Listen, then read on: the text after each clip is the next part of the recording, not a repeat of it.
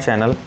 जैसा कि हम लोग संविधान पढ़ रहे हैं for the UPSC and UPPCS and other state examination जैसे कि बीपीएससी, ठीक है, जिसमें हम लोगों ने जो है लास्ट में जो है एग्जीक्यूटिव पार्ट 5 पढ़ रहे हैं, जिसमें एग्जीक्यूटिव हम लोग देखे थे कार्यपालिका हम लोगों ने राष्ट्रपति, उपराष्ट्रपति, ठीक है, council of minister, prime minister और अटॉर्नी जनरल, इन सब को पढ़ा था। यानी कि इन सब को कंबाइंड रूप से यूनियन एग्जीक्यूटिव कहते हैं। इसके बाद आज हम लोग पार्ट 5 में ही जो है पार्लियामेंट पढ़ेंगे। यह काफ़ी इंपॉर्टेंट चैप्टर है और यहाँ से लगभग 2-3 क्वेश्चन यूपीएससी में और स्टेट पीसीएस एग्जामिनेशन में पूछे जा रहे हैं।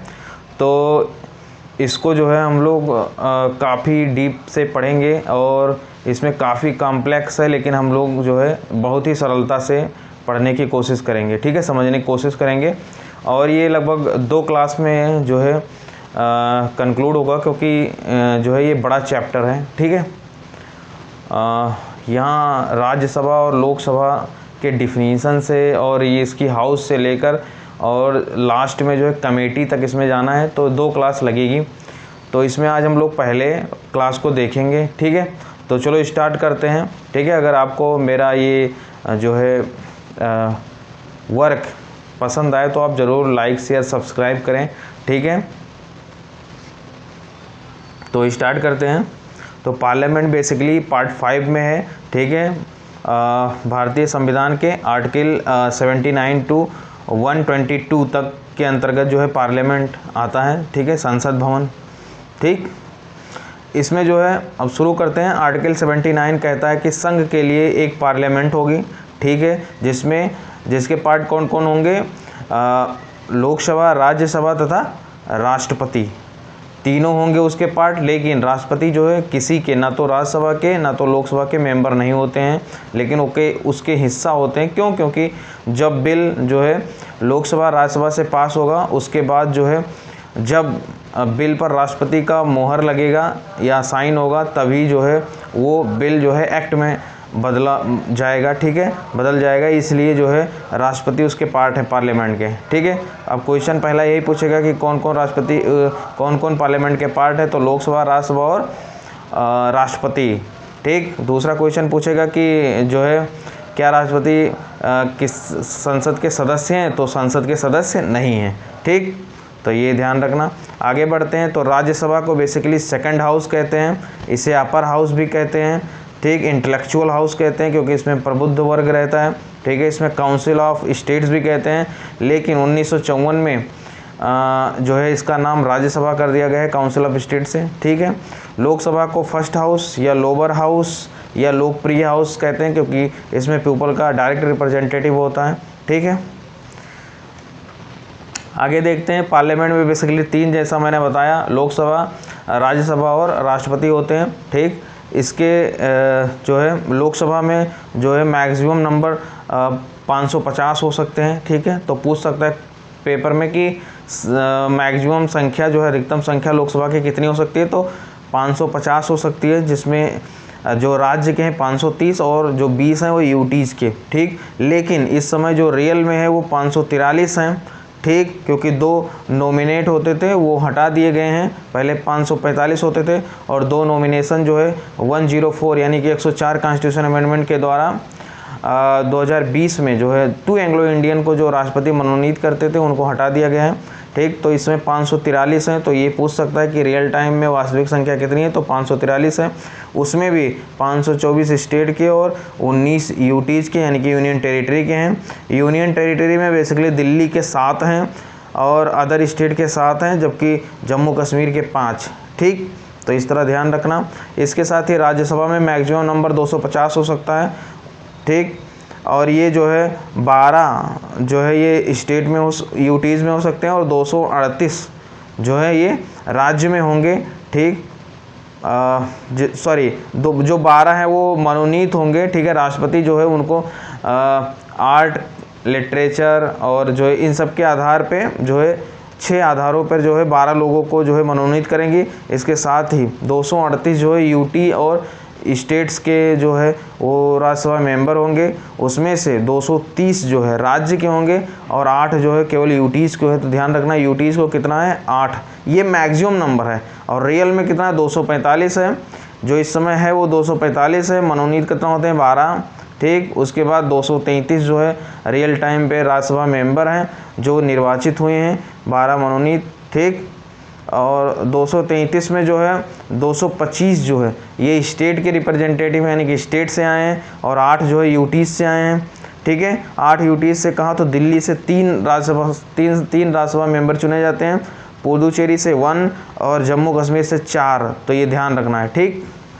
आगे बढ़ते हैं और लोकसभा जो है, लोकसभा को हाउस ऑफ द पीपल भी कहते हैं, क्यों? क्योंकि यह जो है डायरेक्ट जनता द्वारा लोग चुने जाते हैं। इसमें डायरेक्ट इलेक्शन होता है, ठीक। इसमें 18 साल से ऊपर के लोग और 18 साल के लोग जो है इसमें मतदान करते हैं तो लोकसभा मेंबर चुने जाते हैं, ठीक। पहले जो है 21 साल था, लेकिन जो है संशोधन किया गया 61 कॉन्स्टिट्यूशन अमेंडमेंट शायद 1985 में जो राजीव गांधी गवर्नमेंट के द्वारा, और इसका उम्र घटा के जो है कर दिया गया है 18 ईयर्स। तो ये ध्यान रखना, ठीक है। आर्टिकल 81 जो है कंपोजिशन ऑफ द लोकसभा की बात करता है कि उसमें जो है कंपोजिशन क्या क्या होगी। ओरिजिनल कॉन्स्टिट्यूशन में जो है 500 सदस्य ही थे जब लागू हुआ था 26 जनवरी 1950 को, जब संविधान लागू हुआ था उस समय जो है सदस्य केवल 500 थे, लेकिन उसमें उसके बाद 2 संशोधन हो चुके हैं, जैसे कि 7 कॉन्स्टिट्यूशन अमेंडमेंट 1956 में इसे बढ़ाया गया और 525 कर दिया गया, जो कि पहले 500 था। उसके बाद 31वें कॉन्स्टिट्यूशन अमेंडमेंट 1974 में जो है इसे 550 कर दिया गया, ठीक है। तो ये जो है फैक्ट याद रखना। और जो एंग्लो इंडियन को हटाया गया है वो बेसिकली आर्टिकल 331 यानी कि 331 के तहत जो एंग्लो इंडियन को अधिकार मिला था कि वो एंग्लो इंडियन 2 मेंबर जो है पार्लियामेंट में चुने जाएं, ठीक है, उनको जो है हटाया गया है 104 कॉन्स्टिट्यूशन अमेंडमेंट 2020 यानी कि 2020 में, ठीक है, जो कि राष्ट्रपति पहले अपॉइंट करते थे उनको हटा दिया गया। भारत में जो है द्विसदनात्मक व्यवस्था केंद्र में जो है ये भारत शासन अधिनियम 1935 के तहत जो है आया है, ठीक है, बनाया गया है। तो ये ध्यान में रखना। आगे बढ़ते हैं। आगे है कि आर्टिकल 330 में जो है रिजर्वेशन की बात की गई है लोकसभा में, ठीक है। तो राज्यसभा में बेसिकली 84 लोगों को SC यानी कि शेड्यूल कास्ट को 84 शेड्यूल कास्ट को जो है रिजर्वेशन मिला हुआ है लोकसभा में 543 में, और ST को 47, ठीक है। इन दोनों को जोड़ लो तो 131 लोगों को रिजर्वेशन मिला है SC ST को, और जो है लोकसभा में OBC को रिजर्वेशन नहीं है, ठीक है। विमेन को रिजर्वेशन मिल गया है, क्योंकि 106 कॉन्स्टिट्यूशन अमेंडमेंट 2023 में जो है पास किया गया है, और ये लेकिन अभी लागू नहीं होगा, ये आफ्टर 2030 के बाद ही लागू होगा, ठीक है। तो ये ध्यान रखना। और जो है इसे जो रिजर्वेशन दिया गया है SC ST को आर्टिकल 330 के तहत, इसे 10 साल के लिए लागू किया गया था, लेकिन बढ़ाते बढ़ाते अभी तक लागू है। और इसके पहले जो है 104 यानी कि 104 कॉन्स्टिट्यूशन अमेंडमेंट हुआ है 2020 में, और 10 साल के लिए बढ़ा दिया गया यानी कि 2030 तक बढ़ा दिया गया रिजर्वेशन, ठीक है। 2020 में तक तो जो है 2009 में जो है बनाया गया था 95 संविधान संशोधन 2009 के द्वारा जो 2020 तक किया गया था, और 2020 में जो है 104 संविधान संशोधन करके नेक्स्ट 10 साल के लिए यानी 2030 तक बढ़ा दिया गया है, ठीक। आगे बढ़ते हैं। और आर्टिकल 81, ठीक है, आर्टिकल 81 सब सेक्शन 2 कहता है कि लोकसभा में राज्यों को स्थानों का आवंटन पॉपुलेशन के आधार पर होगा, ठीक है, न कि क्षेत्र के हिसाब से। आर्टिकल 82 कहता है कि डिलिमिटेशन कमीशन इस्टेब्लिश किया जाएगा प्रेसिडेंट के द्वारा। डिलिमिटेशन कमीशन क्या होता है? तो ये परिसीमन होता है, क्षेत्रों का निर्धारण किया जाता है एवरी 10 ईयर पर, ठीक है। लेकिन लास्ट जो है ये 2001 में हुआ है 84 संविधान संशोधन के द्वारा, जो कि 2026 तक फिक्स कर दिया गया था, ठीक। और इन सब में जो सेंसस यूज हो रहा है, डाटा यूज हो रहा है, वो 1971 का सेंसस यूज हो रहा है, ठीक है। तो ये ध्यान रखना। 1971 के संसद से कितने थे, 543 मेंबर थे, ठीक है। और दो जो है इलेक्शन ऑफ द मेंबर, तो इलेक्शन कैसे होता है, तो बेसिकली ओरिजिनल कॉन्स्टिट्यूशन में 21 साल था, मैंने अभी बताया, लेकिन इसमें जो है बदलाव किया गया था राजीव गांधी गवर्नमेंट के द्वारा। इसमें जो है 61वें संविधान संशोधन किया गया 1989, सॉरी मैंने 85 वहाँ बोला था, जो कि घटा के 21 से 18 कर दिया गया है, ठीक है। तो वोटिंग राइट इस समय 18 ईयर्स है।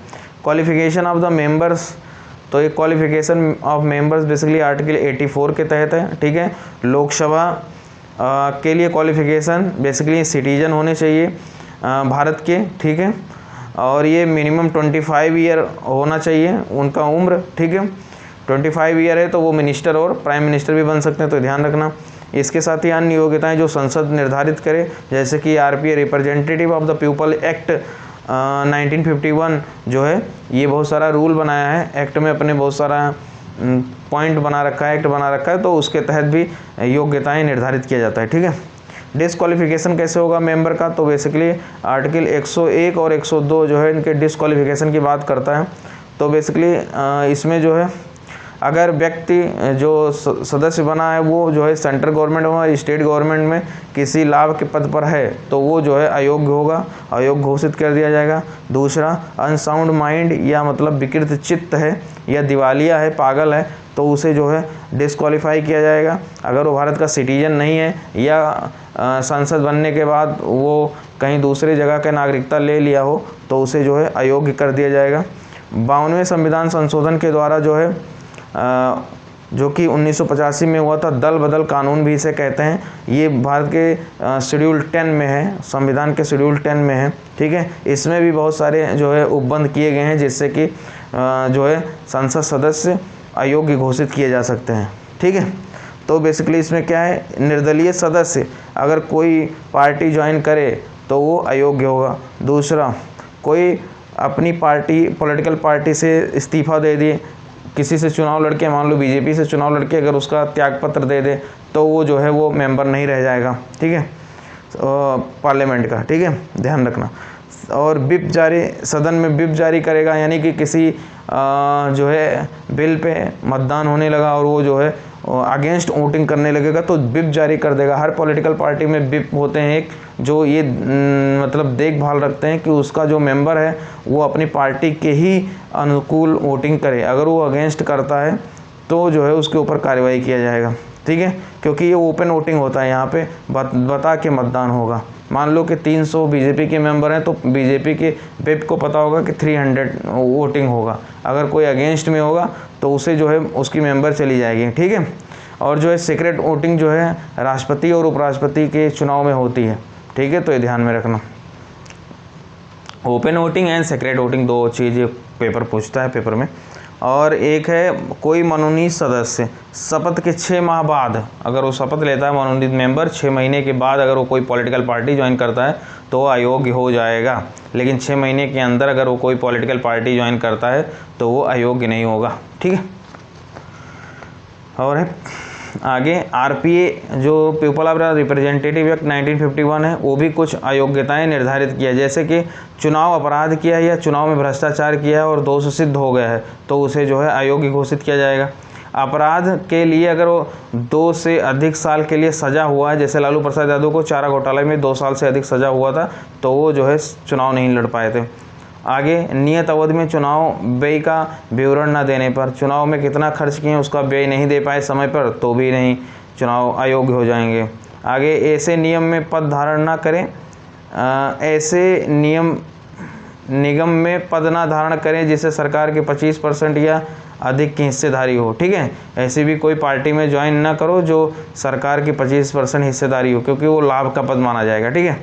आगे भ्रष्टाचार या अनिष्ठा के आधार पर सरकारी सेवा से बर्खास्त, अगर सरकारी सेवा कर रहे हो और भ्रष्टाचार में पकड़े गए हो और फिर चुनाव लड़के हो, जीत लिए हो या उसके प्रति अनिष्ठा व्यक्त किए हो, ठीक है, जैसे आईएएस अधिकारी और रिजाइन कर दियो और गाली गलौज करके सरकार को, तो फिर भी आप सरकारी सेवा से बर्खास्त हो गए, मतलब यह बर्खास्त हुए हो तो जो है नहीं चुनाव आपको अयोग्य घोषित किया जा सकता है आरपीए एक्ट 1951 के तहत, ठीक है।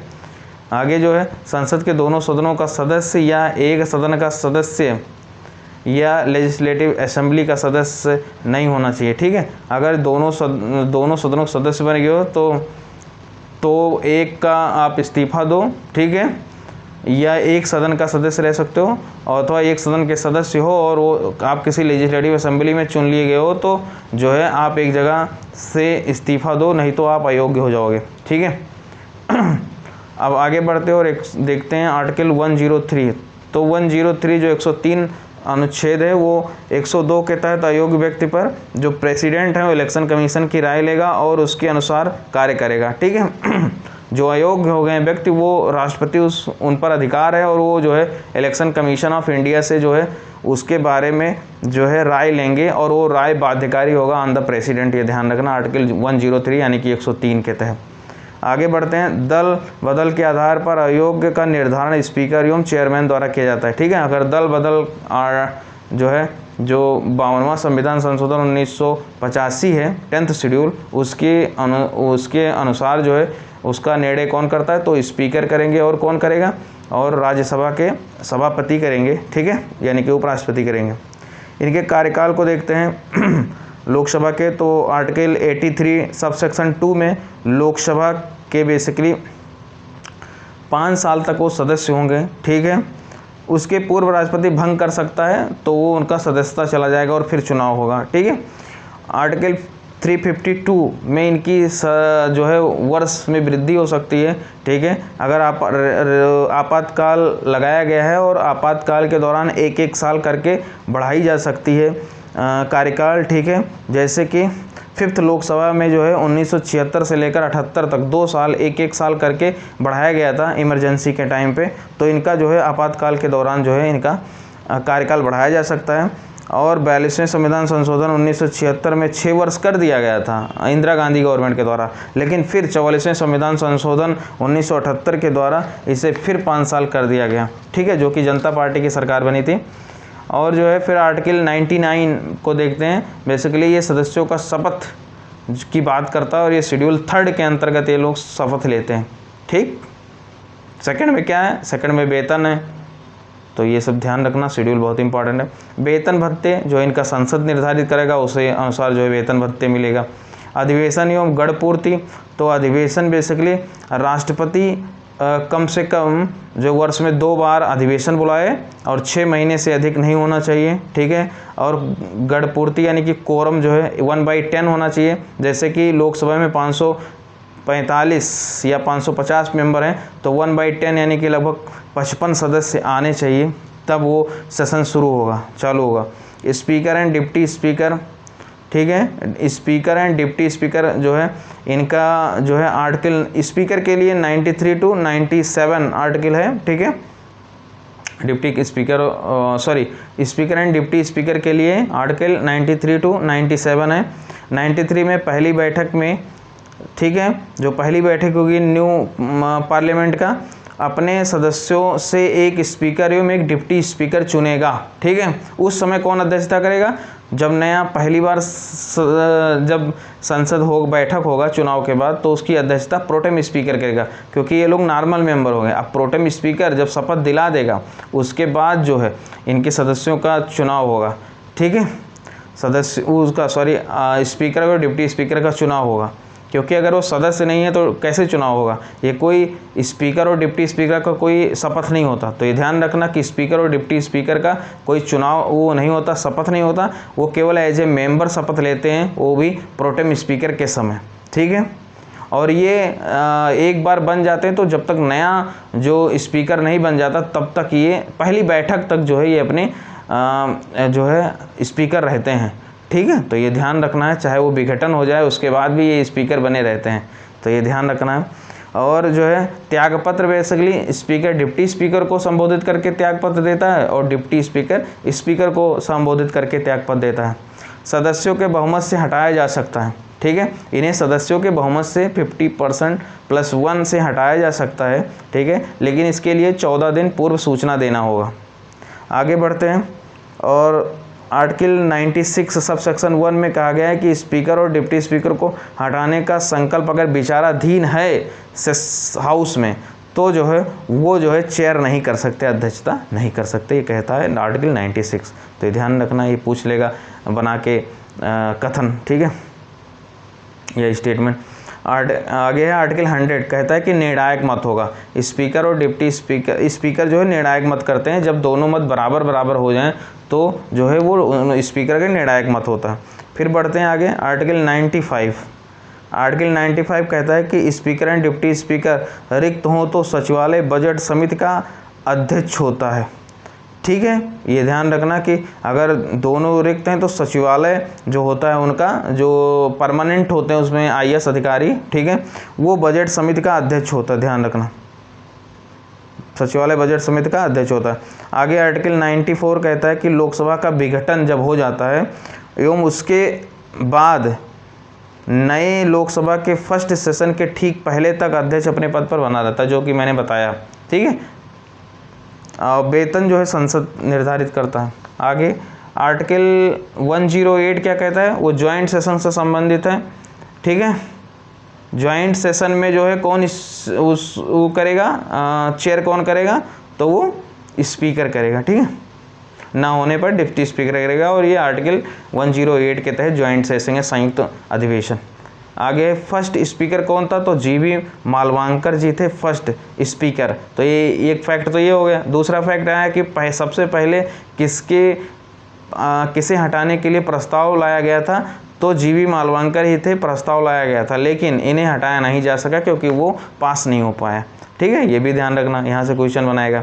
एंड स्पीकर का वरीयता क्रम ये 6th प्लेस पे होते हैं। तो पहले पे कौन होता है, पहले प्रेसिडेंट, दूसरे वाइस प्रेसिडेंट, तीसरे प्रधानमंत्री, ऐसे आगे बढ़ोगे तो 6th नंबर पे जो है इनका वरीयता क्रम होता है, ठीक है। आगे स्पीकर केवल सदस्य के रूप में शपथ लेता है, मैंने बताया कि वो स्पीकर के रूप में कोई शपथ नहीं लेता है, केवल सदस्य के रूप में शपथ लेता है। और पहले जो है स्पीकर जो है दलीय अपनी जो पॉलिटिकल पार्टी होती है, जैसे ओम बिरला जी हैं 18th पार्लियामेंट के स्पीकर, लोकसभा के 18th लोकसभा के स्पीकर जो है ओम बिरला जी हैं, ये भारतीय जनता पार्टी के मेंबर हैं और त्याग नहीं किए हैं अपना सदस्यता, जबकि कई देशों में सदस्यता त्यागना पड़ता है, ठीक है। आगे देखते हैं power and function of the speaker. तो बहुत इंपॉर्टेंट पद है और इन्हें बहुत सारा पावर एंड फंक्शन इनको करना होता है, यूज करना होता है, ठीक है। तो बेसिकली ये बैठकों की अध्यक्षता करेंगे, ठीक है, लोकसभा की बैठकों की अध्यक्षता करेंगे, शांति व्यवस्था बनाए रखेंगे अपने हाउस में और कार्रवाइयों का क्रम निर्धारित करेंगे अपने हाउस में। और दल बदल के आधार पर मैंने बताया कि 10th शेड्यूल जो 952 कॉन्स्टिट्यूशन अमेंडमेंट 1985 है, उसके तहत ये जो है दल बदल के आधार पर अयोग्यता निर्धारित करेंगे। इसके साथ ही भारतीय संसदीय समूह के पदेन सभापति होंगे, ठीक। अगर कोई भारतीय जो संसदीय दल है वो बाहर जाएगा या कोई बाहर से इंडिया आएगा तो ये उस समय उसको होस्ट करेंगे और भारतीय संसदीय समूह के पदेन सभापति यही होते हैं, स्पीकर, ठीक है। तो ध्यान रखना, चेयरमैन नहीं होते हैं, वो स्पीकर होते हैं, ठीक है। स्थगित करने, ये सेशन को स्थगित कर देते हैं, इनको अधिकार है।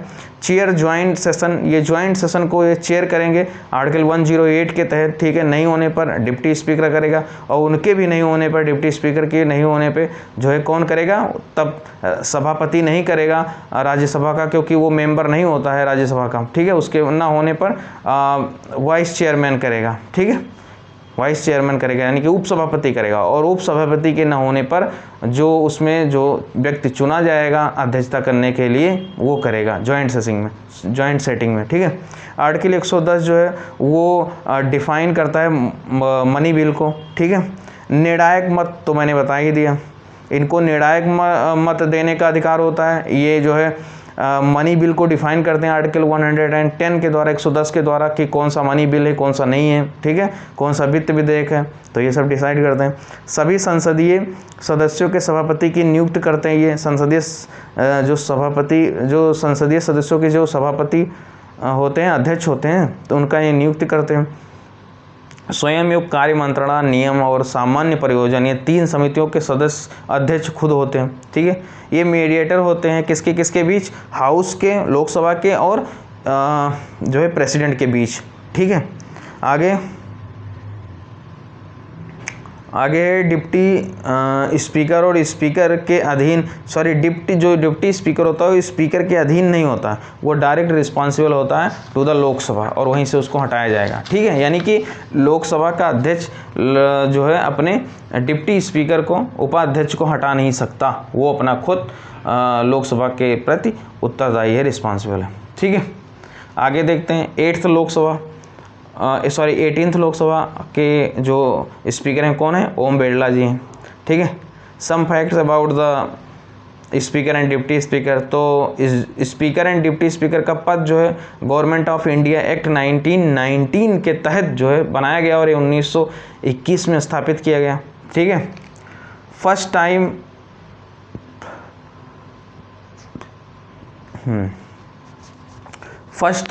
1921 में जो है फ्रेडरिक वाइट जो है स्पीकर बने थे और सच्चिदानंद सिन्हा जो है डिप्टी स्पीकर बने थे, तो ये ध्यान रखना। आगे चलते हैं, 1925 में विट्ठल भाई पटेल स्पीकर बने थे। ठीक है, ये भारतीय थे, ये फर्स्ट इंडियन थे और जो है फर्स्ट इलेक्टेड स्पीकर भी थे पार्लियामेंट के। तो पूछ लेगा फर्स्ट इलेक्टेड स्पीकर कौन था, तो वो कौन थे, विट्ठल भाई पटेल। और फर्स्ट इंडियन कौन थे, तो वो भी विट्ठल भाई पटेल 1925 में। ये सरदार वल्लभ भाई पटेल के बड़े भैया जी थे। ठीक है, तो ध्यान रखना, जब ये चेयर कर रहे थे विट्ठल भाई पटेल, तभी जो है सरदार भगत सिंह और बटुकेश्वर दत्त ने बम फेंका था। ठीक है, डराने के लिए, अपनी बात सुनाने के लिए, और पर्चा फेंके थे पार्लियामेंट हाउस में, इसी पार्लियामेंट हाउस के। ठीक है, लोकसभा में। तो ये ध्यान रखना, ये ऐसे क्वेश्चन भी पूछेगा।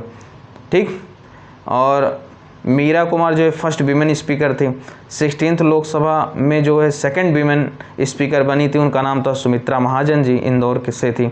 फर्स्ट स्पीकर जो है जीवी मालवंकर थे, उनको मैंने बताया कि ये फर्स्ट स्पीकर थे, प्लस ये हटाने के लिए फर्स्ट टाइम प्रस्ताव भी इन्हीं के खिलाफ आया था, जो कि पास नहीं हो पाया था। तो हटाने के लिए सबसे पहले किस स्पीकर के लिए हटाने का प्रस्ताव आया था, तो जीवी मालवंकर जी थे फर्स्ट स्पीकर। दूसरा है नीलम संजीव रेड्डी, पहले स्पीकर थे, बाद में राष्ट्रपति बने, तो ये भी ध्यान रखना है। लोकसभा में सीटें बेसिकली कुछ जान लेते हैं जिनके पास ज़्यादा सीटें हैं। यूपी के पास 80 सीटें, उसमें 17 SC को रिजर्वेशन है। ठीक है, शेड्यूल कास्ट को। महाराष्ट्र में जो है महाराष्ट्र में 48 हैं, वेस्ट बंगाल में 42 हैं, बिहार में 40 हैं, तमिलनाडु में 39 हैं। ठीक है, तो इस तरह ये जो है फर्स्ट क्लास हुआ। अब नेक्स्ट मिलते हैं हम लोग सेकंड क्लास में। ठीक है, इसको हम 2-3 क्लास में विधिवत पढ़ेंगे। Then thank you very much. जय हिंद, जय भारत।